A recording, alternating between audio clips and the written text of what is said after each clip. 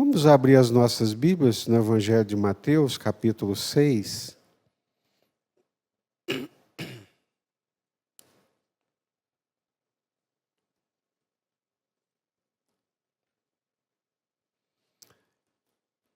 Mateus, capítulo 6. Antes de ler o texto, eu quero fazer algumas breves considerações para a nossa leitura. Nós somos, todos nós que estamos aqui indistintamente, nós fomos chamados por Deus numa ação divina, numa ação do Espírito Santo, né? Deus tem nos arrebanhado, Deus tem nos trazido para perto dele pela sua graça, por meio do Senhor Jesus Cristo. E Deus faz isso por amor, né? Por amor a nós, por amor a seu povo, mas Deus faz isso também com um propósito. Eu não queria, de forma alguma, colocar o propósito como uma relação funcionalista de Deus conosco, como se Deus nos chamasse para uma função, como se Deus fosse extremamente pragmático, né? E tivesse olhando para nós só na perspectiva de resultados e de comportamentos. Não, é muito mais do que isso. Deus nos chama para um relacionamento. Deus nos chama porque nos ama e Ele quer formar uma família. Amém? Aquela mesma intimidade existente entre Deus Pai, Deus Filho, Deus e Espírito Santo, Deus quer estender essa intimidade, essa alegria, esse relacionamento para nós. Deus não quer que nós pensemos nele como alguém que está a quilômetros de distância. Muita gente até crê que Deus existe, mas não consegue estabelecer um relacionamento com Ele de intimidade, de cumplicidade, de companheirismo, de amor recíproco. Então, esse é o propósito de Deus. Deus nos chama em Cristo Jesus, óbvio, em Cristo Jesus, sempre, pela cruz, pela manifestação da nossa fé, por sua graça, para nós termos um relacionamento com Ele. E o propósito de Deus, preste atenção, o propósito de Deus, agora já pensando no aspecto, não é, prático, concreto, funcional, de resultado, o desejo de Deus, o propósito de Deus é que nós sejamos parecidos com Jesus. Amém? Deus tem um propósito nesse plano. Deus tem um propósito muito claro nesse arrebanhar dessas ovelhas de todas as partes do mundo. Aqui do Brasil, como acabamos de ver da África, o propósito de Deus é que essa família, esses filhos, reflitam o caráter dele, que cresçam à semelhança de Jesus. Esse é o propósito de Deus. Quando Deus formou o ser humano, a humanidade, a expectativa de Deus é que nós fôssemos como Jesus é. Então, nós poderíamos nos fazer uma pergunta já de imediato, né? Eu me pareço com o Senhor Jesus?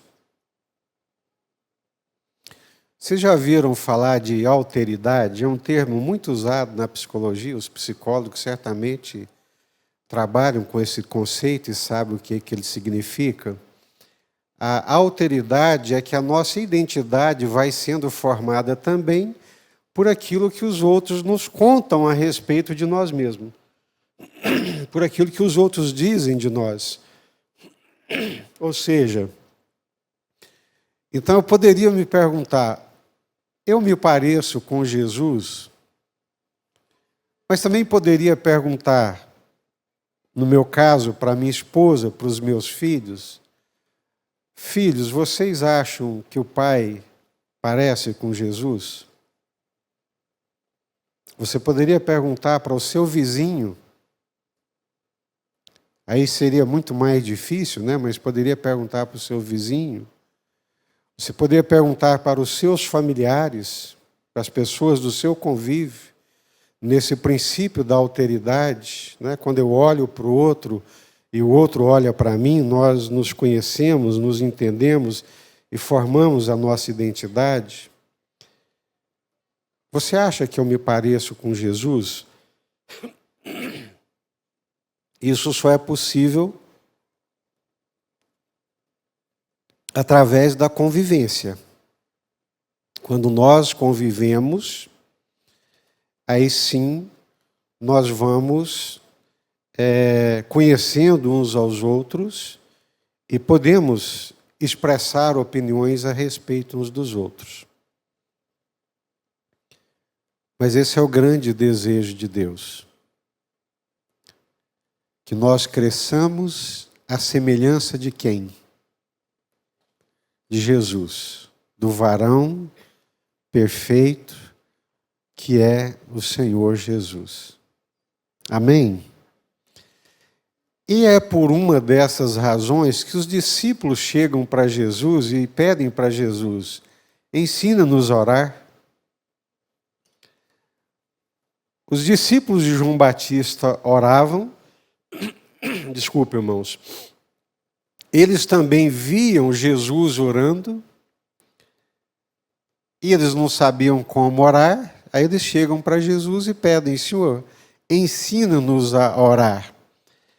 Aí Jesus, aqui no capítulo 6 de Mateus, a partir do versículo 9, você pode abrir a sua Bíblia.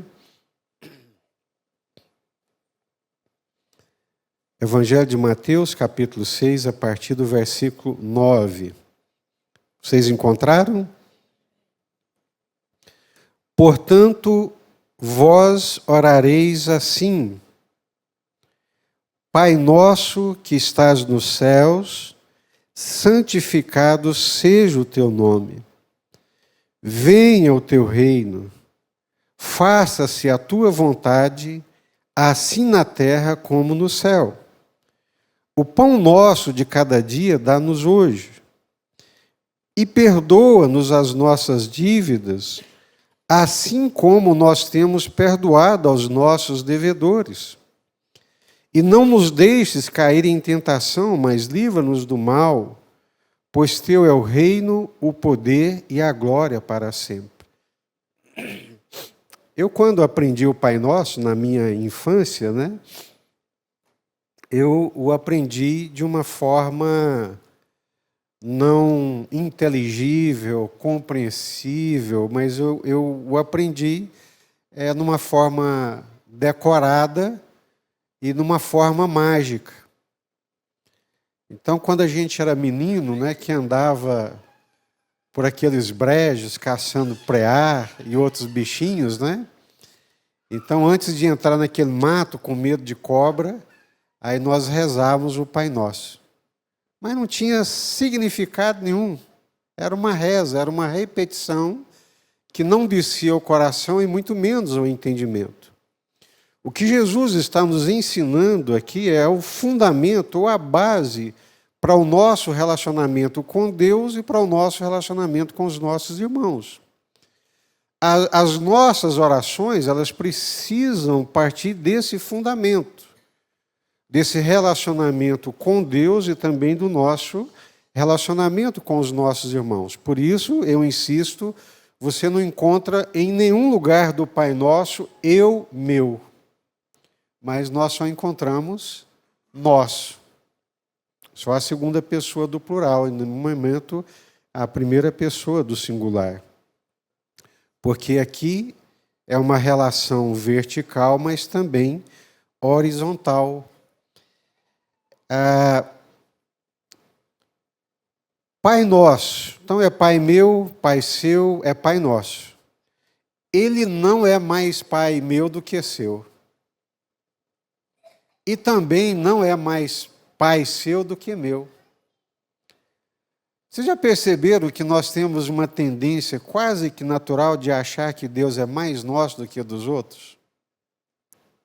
Né? Eu sempre acho que Deus está mais do meu lado, que Ele é mais meu do que do outro. Né? E Deus não é domínio nem propriedade de ninguém. O Espírito Santo vai em lugares que nós crentes não vamos. O Espírito Santo visita pessoas e corações que nós achamos que ele não deveria visitar. Mas, afinal de contas, quem é Deus? É Ele. Quando Pedro foi na casa do Cornélio, o centurião romano, lá de Atos dos Apóstolos, capítulo 10, Pedro foi na casa do Cornélio, que era um gentio. Quando ele saiu, o conselho da igreja o chamou na chincha. Queriam discipliná-lo. Você foi na casa de um gentio, você entrou na casa de um gentio. Aí o Pedro, deixa eu contar uma história para vocês. Não foi só eu, não. Quando eu estava lá e comecei a falar, o Espírito Santo de Deus desceu sobre eles. Amém? Eles achavam que Deus jamais iria na casa de um gentio. Tem crente que tem medo de espírito, tem crente que tem medo de macumbeiro, tem crente que tem medo de gente mais para lá do que para cá. E acha que Deus só é nosso, fala conosco e não fala com ele. Gente, Deus não é propriedade nossa. E graças a Ele por isso. Imagine que miséria que seria, né, esse domínio que nós gostaríamos de ter. Que Deus tenha misericórdia de nós. Pai nosso. Não sou eu que estou dizendo, é Jesus. Pai nosso. Pai nosso. Ele é pai meu, é pai seu, é pai daquele irmão que você acha que não deveria ser, daquele irmão que você acha que ele não é tão bom quanto você. E é tão interessante que o judeu, ele entrava no templo, o judeuzão, né, o fariseu, o religioso, ele entrava no peito, entrava no templo, batia no peito, né, lá na frente, perto do altar, e o pobre do publicano, execrado socialmente, discriminado socialmente, rico economicamente, inteligente economicamente, bem financeiramente, mas espiritualmente era discriminado. Ele ficava lá na porta, lá de fora, baixava a cabeça, batia no peito e dizia: Senhor, eu não sou digno nem de levantar a minha face aqui diante do Senhor. E o religioso lá na frente, né? Oh, Senhor, obrigado porque eu não sou igual àquele lá. Olha lá que miséria, né?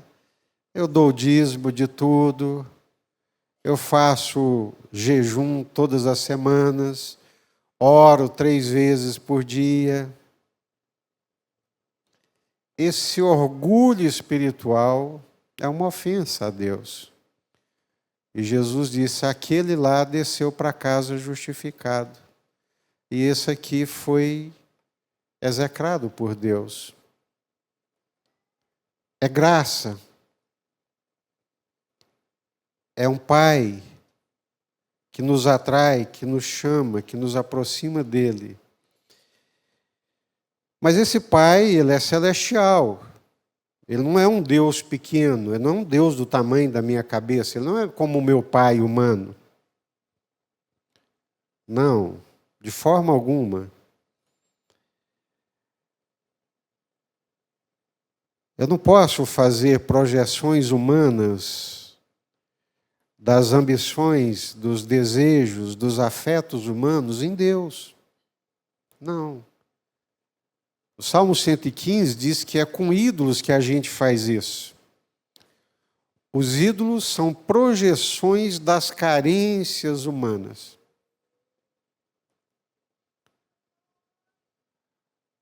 Adorar a Deus, queridos, nós precisamos entender muito bem o que significa isso. Eu às vezes ouço algumas expressões que elas são antibíblicas, né? Elas não correspondem ao Deus da Bíblia.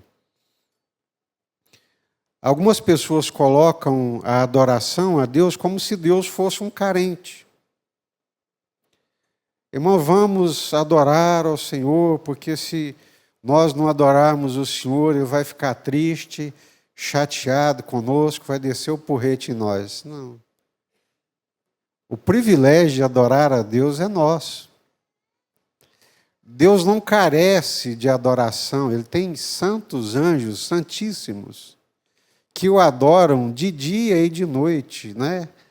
Atemporal, quando fala de dia e de noite, é atemporal. Deus vive numa dimensão supranatural, atemporal. Se eu louvar a Deus, se eu adorar a Deus, o privilégio é meu. É por conhecê-lo, é por saber quem Ele é. Mas não é porque Ele é carente da minha adoração, e se eu não adorá-lo, Ele vai ficar, opa, isso pode acontecer comigo, que sou humano. Isso acontece com os deuses gregos, da mitologia grega, que são raivosos, mas não acontece com o Deus da Bíblia. E outra coisa, irmãos, quando a gente lê no Salmo, não é? Ele habita no meio dos louvores. Já leram isso no Salmo? Já ouviram essa expressão? Deus já habita. Deus já está no meio dos louvores. Não é que eu vou cantar e louvar a Deus, que Ele vai descer aqui para o meio. Não, Ele já está. Ele já é. Ele é Deus, Ele é o Pai celestial, totalmente outro, mysterium, fascinans. E quando eu falava nisso, no domingo passado, depois o Rafael Brandão, ele me disse, pastor, a Bíblia espanhola diz assombroso. Para esse Deus grandioso, que nós também amamos como Pai, mas sabemos do lugar dele, e o respeitamos como ele deve ser respeitado, porque ele é assombroso.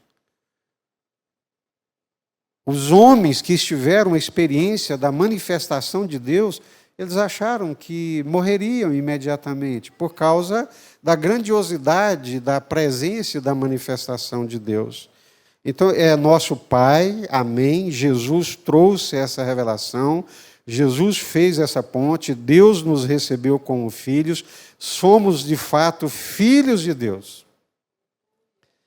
E João diz isso, vede quão grande amor nos tem concedido o Pai, ao ponto de sermos chamados filhos de Deus. E de fato somos. Mas cuidado, porque esse Pai é o Pai celestial. Santificado seja o teu nome. O nome de Deus é santo. E ele deve ser santificado e separado especialmente por nós. E aqui nós entramos no versículo 10, que é o tema que eu quero abordar mais uma vez com vocês. Venha o teu reino, faça-se a tua vontade, assim na terra como no céu.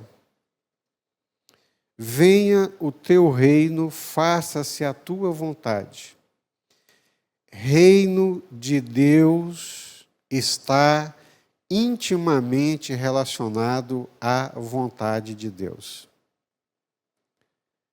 Reino de Deus, vontade de Deus andam juntos. Venha o teu reino. Cadê o pessoal das perguntas? Hoje, se nós tivermos aqui algumas perguntas. Oi? Está sem o celular? Mas vocês podem perguntar aqui pelo chat. Não pode perguntar pelo chat? Se quiserem fazer alguma pergunta pelo chat, se quiserem fazer alguma pergunta. Silvia, ajuda aqui. você que está acostumado. Léo, senta ali perto dele e ajuda ele no que for preciso. Se alguém tiver alguma pergunta, quiser participar, nós não podemos perder essas oportunidades, porque às vezes a gente não entende. Até hoje, gente, com mais de 40 anos de fé, eu tenho algumas coisas na Bíblia que o Senhor vai revelando pouco a pouco. Esses dias mesmo, né, eu falei, gente do céu, não é possível, Senhor, com 40 anos de fé. Na verdade, 45. Oh, obrigado, Senhor. É muito mais simples. Eu ficava em volta com aquele versículo e a coisa não brilhava, o véu não rasgava. E um dia o Senhor rasgou e eu fiquei numa alegria muito grande. Então, que Deus abra o véu, né, para a gente entender a palavra de Deus aqui nessa manhã. Amém? Entender a palavra de Deus, para descer no nosso coração e nós praticarmos a palavra de Deus. Perguntas pelo YouTube, ok? Se quiserem perguntar aqui também, pode perguntar, viu, gente? Quantos aqui já leram o Evangelho de Mateus? Ótimo, ok? Pode baixar a mão. Se você não leu, eu te convido a ler. Leia o Evangelho de Mateus. O Evangelho de Mateus, ele, antes de conhecer Jesus, ele era um publicano. E o publicano era um sujeito extremamente odiado por aquela sociedade. Sabe por quê? Porque o publicano era quem cobrava impostos. Toda época que chega a época de declarar imposto de renda, eu fico com raiva do governo. Porque ele me leva quase 30% da minha renda sem me dar nada, absolutamente nada em troca. Até o guarda para passar na rua de casa eu tenho que pagar, né? Ou seja, ninguém gosta de pagar impostos. Ninguém gosta do leão. E isso era pessoal. O Mateus, né, o Levi, ele era o representante do leão. Ele cobrava os impostos. Então, ele era extremamente odiado, porque além de cobrar os impostos, parte daqueles impostos eram mandados para Roma. Então ele era muito odiado. E um dia ele estava na coletoria, lá fazendo os seus despachos, né, fazendo os seus relatórios, recebendo os impostos. Jesus chega, bate na mesa lá da coletoria. Levi, tudo bem? Ele levanta os olhos e Jesus diz para ele, vem, segue-me. A partir de hoje você não é mais coletor de impostos. A partir de hoje você vai coletar homens, vai falar o coração dos homens. Esse é o Mateus que escreveu esse evangelho. E sendo judeu, ele escreve o evangelho para o seu povo, para os judeus, para que os judeus compreendam que Jesus é o Messias prometido por Deus. A expressão reino dos céus aparece aproximadamente 32 vezes no Evangelho de Mateus. Então, veja que essa expressão é muito presente no texto de Mateus. Reino dos céus é sinônimo de reino de Deus, que aparece nos outros evangelhos sinóticos. Mas por que Mateus usa reino dos céus e não reino de Deus, né? Por ser judeu, escrevendo para judeus, é possível que ele prefira usar essa expressão para não usar o nome de Deus constantemente. Nós estamos falando aqui, Pai nosso que estais no céu, santificado seja o teu nome. o teu nome. Sabiam que os escribas, transcritores, vocês vão achar exagerado, mas veja o quanto que eles levavam a sério esse negócio de nome de Deus. Os transcritores da Bíblia Sagrada, os escribas, todas as vezes que eles iam escrever o nome de Deus, e eles não punham o nome em Deus, usavam o tetragrama, Yahvé, Yervá, todas as vezes que eles iam escrever o nome de Deus, eles trocavam de caneta, lavavam as mãos e lavavam anos. Só para escrever a representação do nome de Deus. Porque o nome de Deus é santo. É santíssimo. Imagina, gente. E Mateus está escrevendo para eles. E o judeu, pelos profetas, desde Moisés, eles esperam o reino de Deus. Eles têm essa expectativa, essa esperança do reino de Deus, da vinda do reino de Deus. Se você ler os profetas, especialmente Isaías, né, ele vai estar dizendo que quando o reino de Deus viesse, quando o reino de Deus fosse estabelecido, haveria plena paz e plena justiça. E ele usa uma linguagem poética que no reino de Deus, o leão pastaria juntamente com o boi. Que as lanças de guerra se transformariam em podadeiras para podar as árvores. Ou seja, instrumentos de guerra não existiriam mais. Esse mal presente na natureza, onde um animal persegue o outro, elimina o outro, destrói o outro, até na natureza onde esse mal é presente, no reino de Deus esse mal vai desaparecer. Amém? Então havia essa grande expectativa do povo judeu pela vinda do reino de Deus, aguardava ansiosamente a vinda do reino de Deus, e nessa oração Jesus está ensinando: Pai nosso que estás no céu, santificado seja o teu nome, venha o teu reino.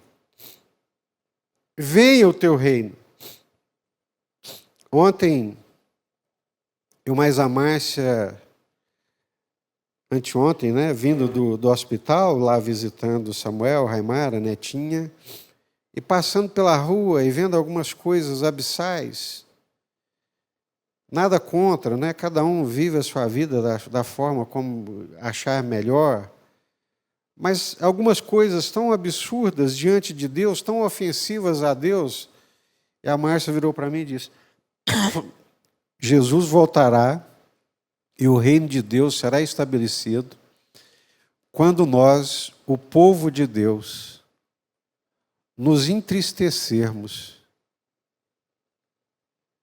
e nos angustiarmos pelas maldades existentes nesse mundo. Venha o teu reino é um clamor. Que venha o teu reino. Diante de tanta injustiça, diante de tanta maldade, que venha o teu reino. Eles esperavam o reino de Deus. Mas eles pensavam no reino de Deus em termos políticos e associavam o reino de Deus ao reino de Israel. Para os judeus, reino de Deus e reino de Israel era uma coisa só. Eles achavam que eles eram o povo de Deus e que o reino de Deus e o reino de Israel seria uma coisa só. Acreditavam que o reino de Deus seria uma continuação do reinado terreno de Davi, de Salomão e de outros reis que trouxeram muita paz e prosperidade para eles. Por isso que eles não conseguiram entender que Jesus era o rei, que Jesus era o rei desse reino. Vamos ler Lucas 17, 20 e 21? Pastor, depois já tem duas perguntas aqui, tá? Ok. Evangelho de Lucas, capítulo 17, versículos 20 e 21.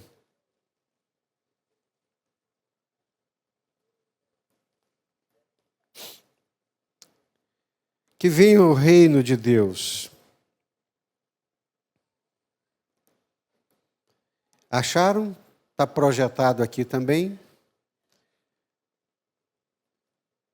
Interrogado pelos fariseus sobre quando viria o reino de Deus.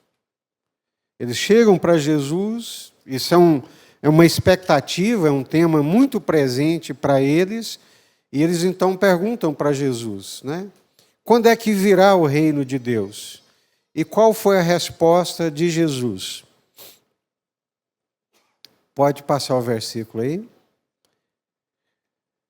Não vem o reino de Deus com visível aparência. Nem dirão, ei-lo aqui ou lá está, porque o reino de Deus está onde? O reino de Deus está dentro de vós. Guarda essa verdade aí. Quando é que vem o reino de Deus? Quando ele vai se manifestar? Jesus, o reino de Deus, nesse momento, ele não vem com aparência visível. Ele está dentro de vós. Então, estamos falando aqui sobre o reino de Deus. Pode Silva, as perguntas? São duas perguntas bem distintas, pastor. Eu vou fazer as duas, eu sei que o senhor é bom de memória. O senhor vai conseguir lembrar. Do Júnior Alves, ele diz o seguinte: pastor, quando o senhor fala que Deus também fala em outras religiões, isso quer dizer que é possível encontrar Deus em outras religiões? É a primeira pergunta.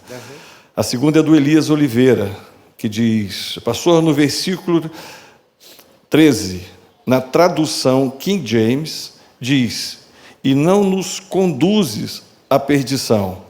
É isso mesmo? Deus pode conduzir-nos à tentação? As duas perguntas são muito boas, né? Eu me lembro aqui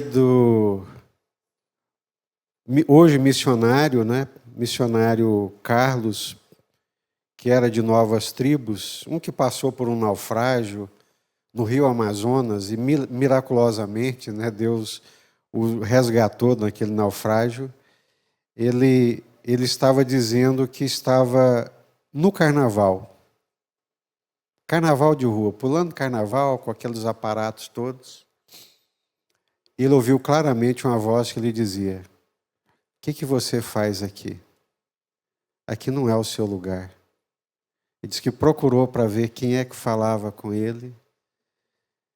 E o brilho daquela festa acabou.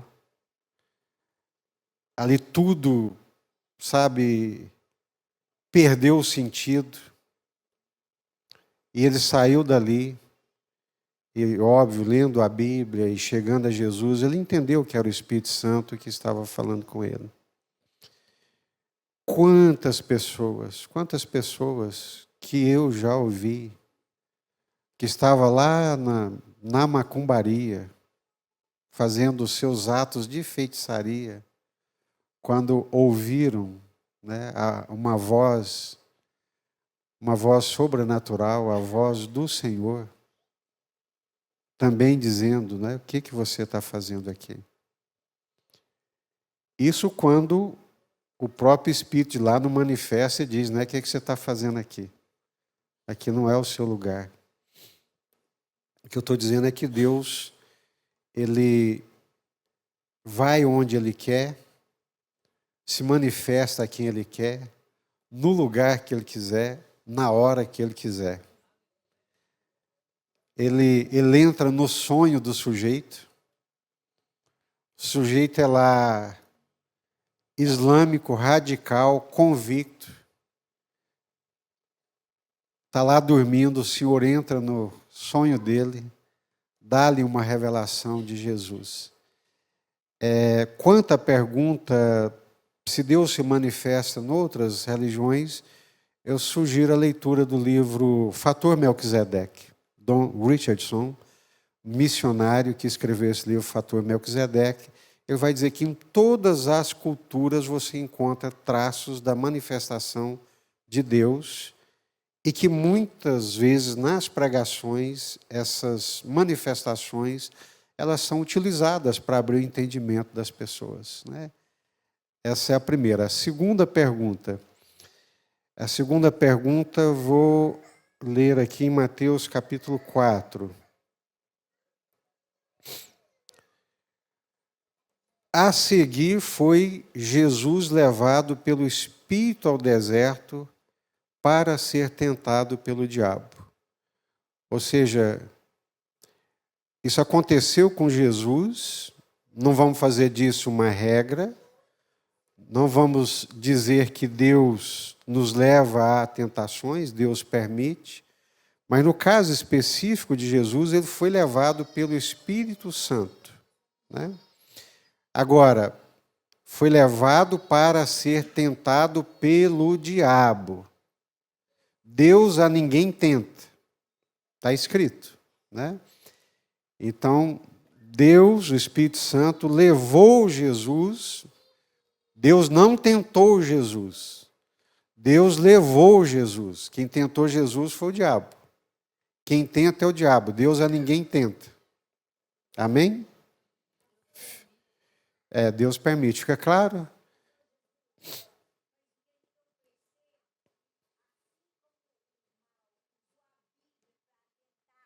Uhum. Essa mistura de religião também usa a Bíblia. Sim. Agora, não é que quer dizer que está usando a Bíblia que Isso. Deus está lá também, não. Isso. Aqui é essa questão da tentação, né? Então, o ponto de partida é: Deus a ninguém tenta. Quem tenta é o diabo, quem tenta são os nossos próprios desejos.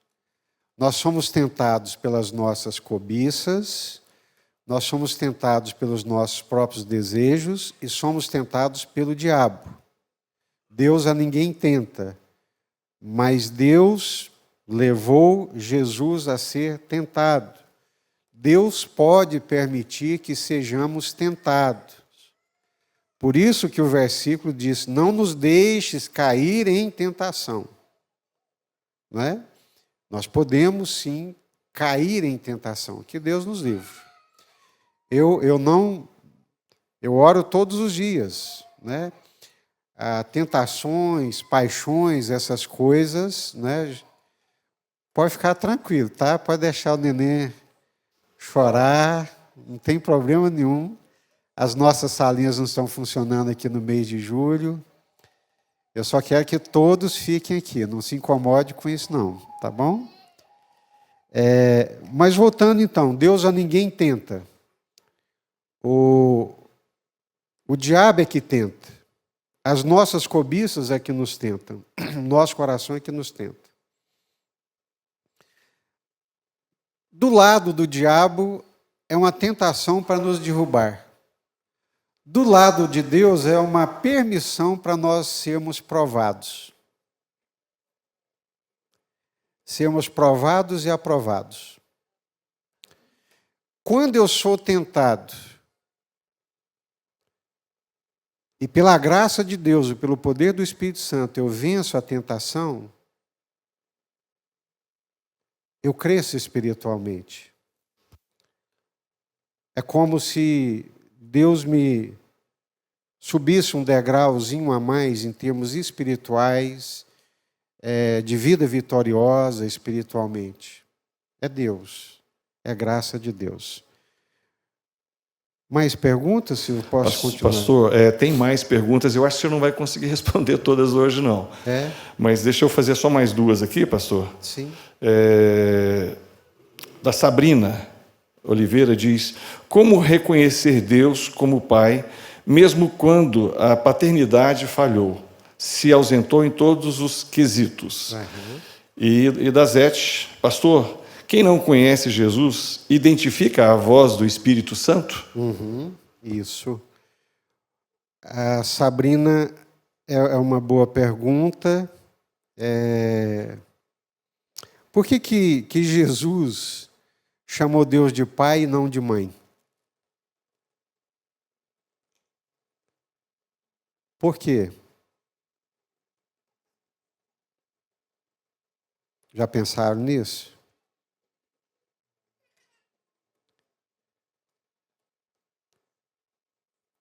Por que que Jesus chama Deus de pai e não de mãe? Apesar de que muitos hoje, né? Muitos hoje, isso não aconteceu da noite para o dia. Isso foi um trabalho de desconstrução. Algumas versões bíblicas em inglês, elas usavam claramente a expressão Jesus, the Son of God. Jesus, o Filho de Deus. Daqui a pouco elas começaram a usar a expressão Jesus, the Child of God, Kids of God, ou seja, para descaracterizar o aspecto masculino do filho, do pai. E tem muita gente hoje, principalmente depois de alguns livros e filmes como Cabana, imaginando Deus como mãe.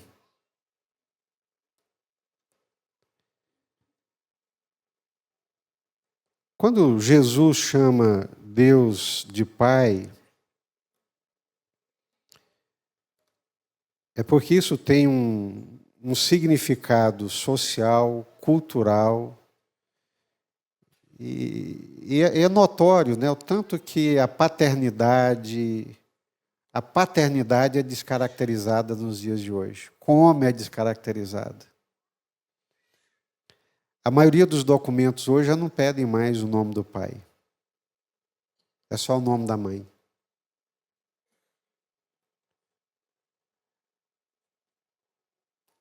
O pai é essa figura presente, essa figura de autoridade, essa figura de líder, essa referência de líder, de protetor, de guardador, de provedor também.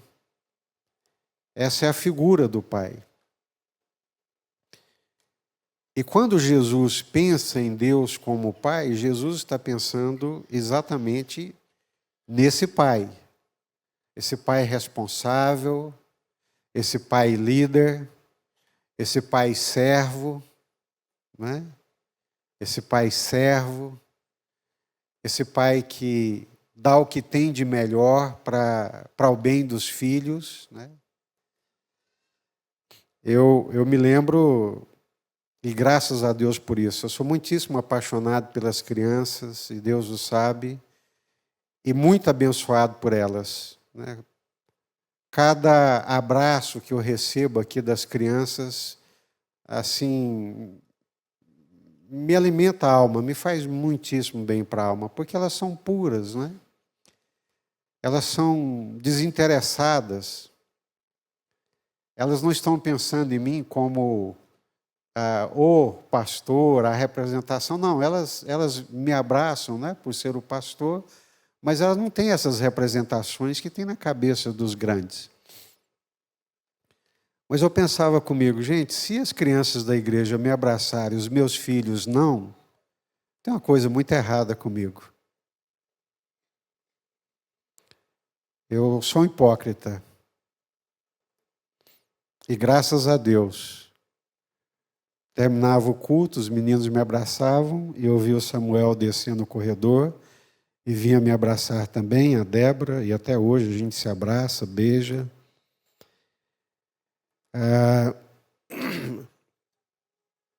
Essa é a figura do pai. Eu gosto muito da pergunta da Sabrina, porque meu pai foi um pai que se ausentou. Meu pai saiu um dia para trabalhar, eu tinha uns 8 anos de idade, e nunca mais voltou. Nunca mais tivemos notícia dele. Eu tinha 8 anos de idade, meu irmão mais velho devia ter uns 13 anos. Minha mãe, analfabeta, dependente, paupérrima, ficou com 5 crianças pequenas para poder cuidar. Então, imagine, né, a figura de pai, de representação de pai que eu tive. Mas essa foi a beleza do Evangelho. Quando Jesus entrou na minha vida, né? Quando Jesus entrou na minha vida, quando eu entrei em Jesus, esse aspecto da minha história foi resgatado. Eu falei isso de coração. Esse aspecto da minha história foi plenamente resgatado por Deus.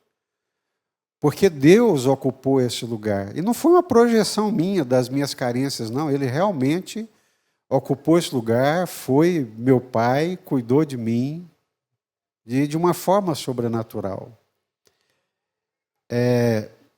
Se você perguntar, né, respondendo a Sabrina, aos demais, se ficaram buracos na minha alma, se isso trouxe consequências, é óbvio que sim.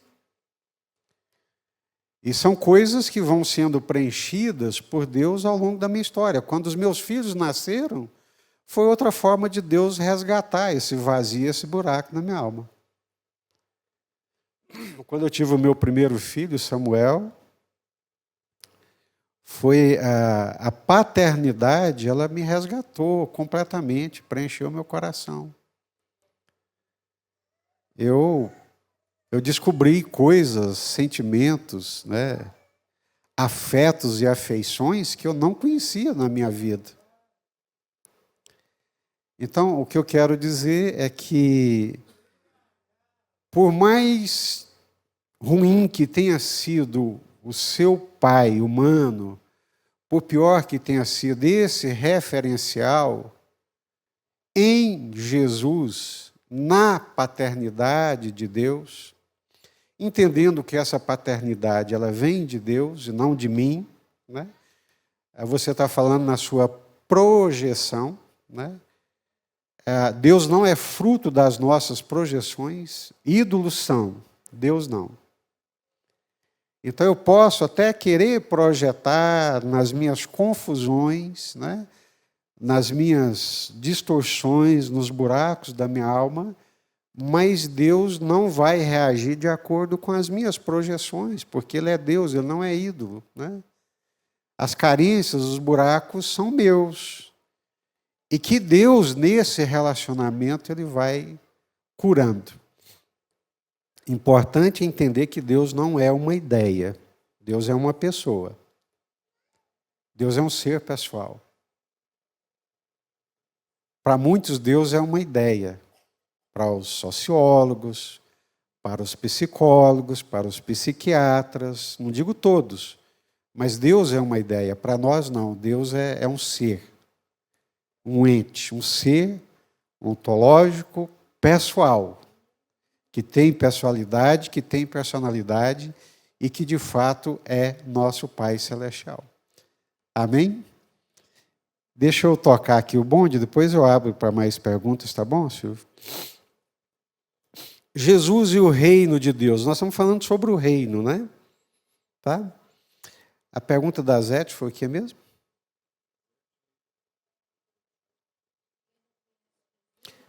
Deixa eu falar para todo mundo ouvir lá, pastor. Uhum. Pastor, quem não conhece Jesus, identifica a voz do Espírito Santo? Nós chamamos isso de atos soberanos de Deus. Talvez no momento a pessoa não identifique, ela não conheça, porque ela não conhece ainda o Senhor. Mas lá na frente, quando ela passar a conhecer Jesus, andar com Jesus, ela fala: nossa, gente, olha, aquele dia, aquela voz que eu não sabia quem era a voz do Senhor, era Jesus, né? Amém? É lindo, gente. Jesus, o Evangelho, servir a Deus, fazer parte do reino de Deus é a coisa mais extraordinária dessa vida. Gente, andar com Deus, andar com Jesus, conhecer Deus é a melhor coisa que existe nessa vida. Não tem nada, absolutamente nada. As outras coisas, falei domingo passado à noite, as outras coisas vêm por acréscimo. Jesus é o Messias, o prometido, o rei desse reino. A chegada de Jesus é também a chegada do reino de Deus. O ministério de Jesus era uma manifestação do reino de Deus. Ah, vocês estão dizendo que eu expulso os demônios por Beelzebu, o maioral dos demônios? Por quem expulso os vossos filhos? E se eu expulso pelo poder de Deus, porque é chegado até vós o reino de Deus. A gente lê e não pensa, né? O que está acontecendo aqui? O que está acontecendo aqui? Por que a expulsão dos demônios era uma expressão, uma manifestação do reino de Deus?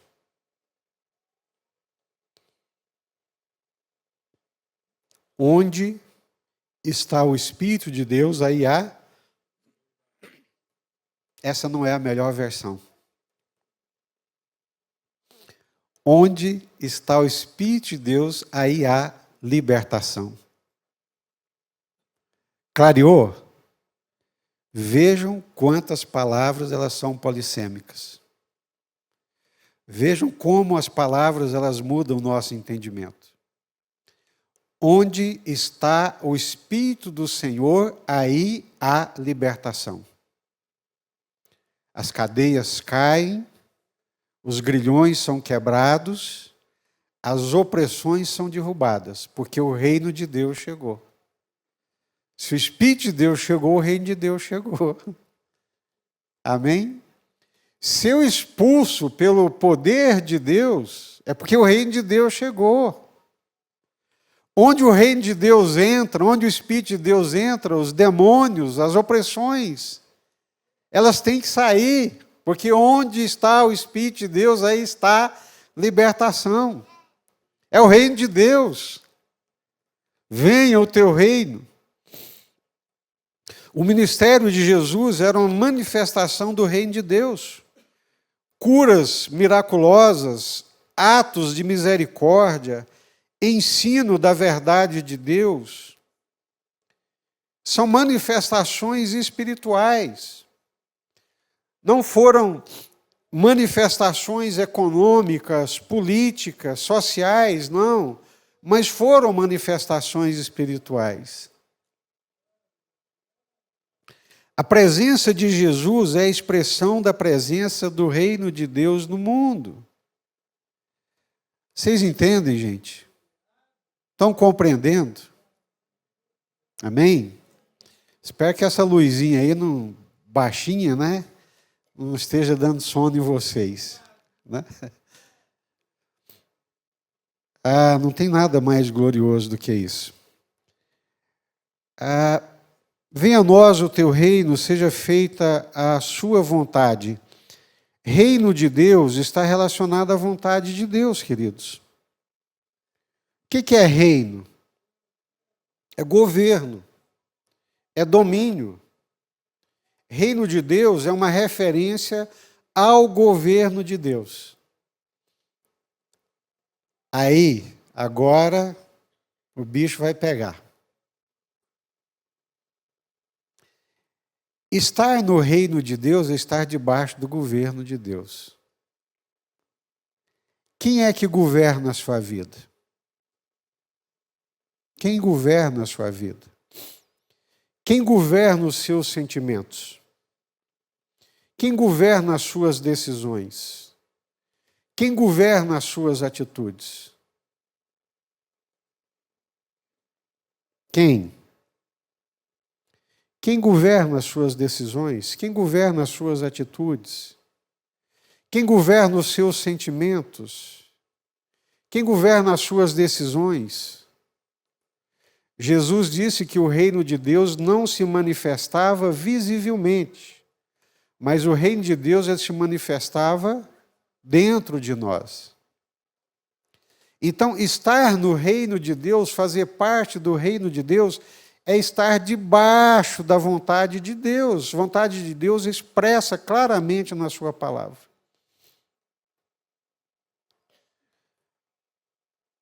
Eu peço que Deus me ajude a falar o mais claramente possível para não acontecer enganos, porque às vezes você pode pensar que está no reino de Deus, que está debaixo do domínio de Deus, do governo de Deus, mas é um engano.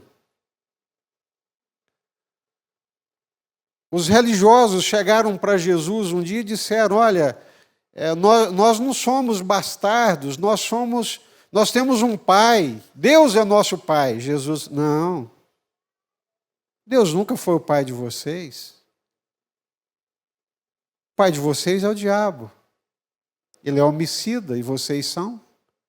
Ele é mentiroso e vocês são mentirosos.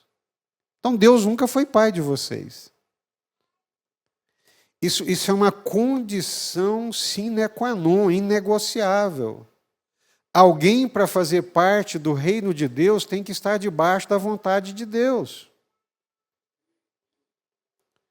Alguém, para dizer que faz parte do reino de Deus, tem que sujeitar-se à vontade de Deus, aos desígnios de Deus, à vontade expressa de Deus. Não é o fato de você vir à igreja, estar no hall de membros, não, isso é visível. Quero saber no coração, nas decisões, nas atitudes, se a palavra de Deus, se a vontade de Deus, ela é regra para a sua vida, se ela conduz a sua vida, se ela domina a sua vida. Se não, amigo, você está iludido, está enganado. Nesse mesmo pensamento, por favor, preste atenção.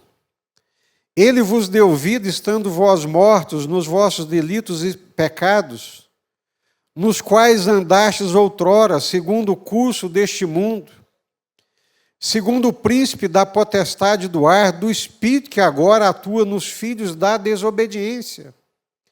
Quem está em desobediência não está no reino de Deus, não está debaixo do governo de Deus.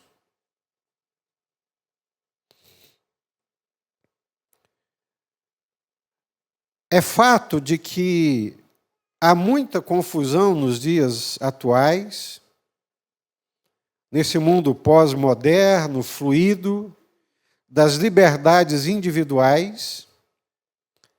E eu queria dizer que sujeitar-se a Deus não é o mesmo que sujeitar-se a uma instituição religiosa. Os desigrejados, aqueles que não conseguem mais fazer parte da igreja e acabam também se afastando de Deus, é porque eles acham que pertencer, se sujeitar, é ser dominado por uma instituição ou por alguém.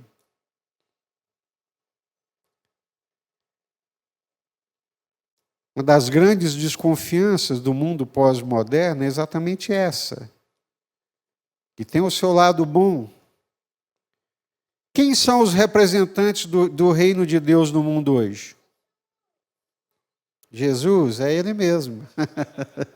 Está vendo como que das crianças sai o perfeito louvor? Quem são os representantes do reino de Deus no mundo hoje? Quem? Certeza? Deveria ser, né? Os pastores, os padres, a igreja. Um dos grandes perigos é a igreja ser instrumentalizada por uma ideologia política. Ouvi com muita propriedade o pastor Aloysio essa semana falando sobre isso. Saiu nas redes sociais.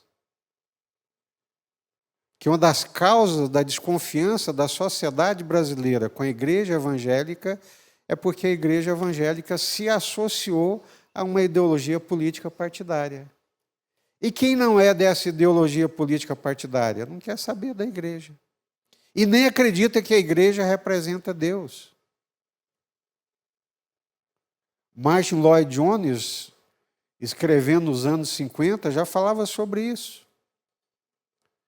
Aquela tensão, de Guerra Fria entre o liberalismo econômico e o socialismo econômico. O Martin Lloyd Jones disse: olha, se a igreja odiar os comunistas, Como é que esses comunistas vão conhecer Deus, o reino de Deus?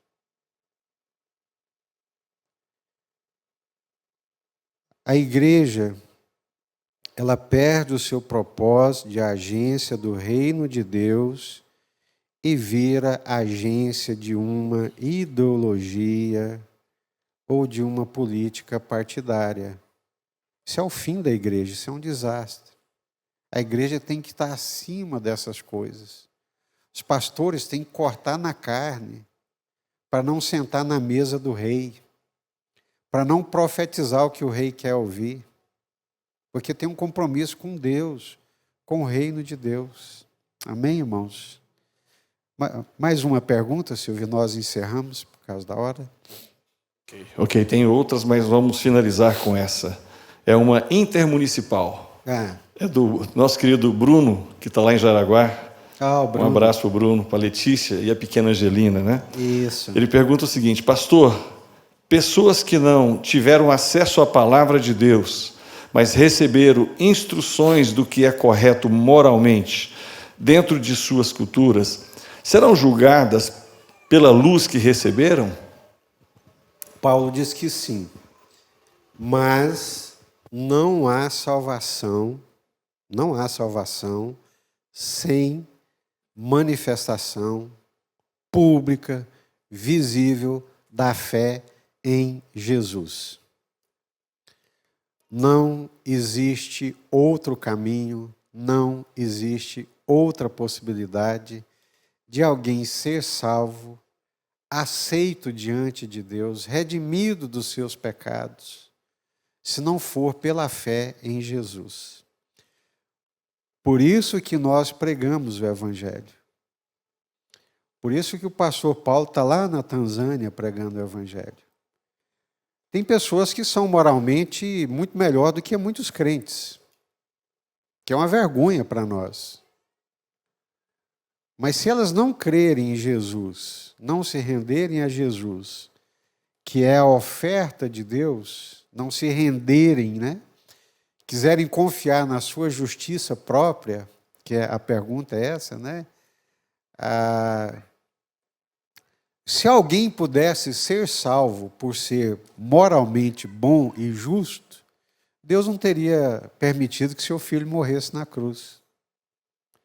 Se um único ser humano, desde Abraão, passando por Moisés e por todos os outros, se algum ser humano pudesse ser salvo, alcançar a redenção por atos próprios de justiça, de uma moralidade reta, se alguém conseguisse, Deus não teria entregado Jesus para morrer na cruz por nós.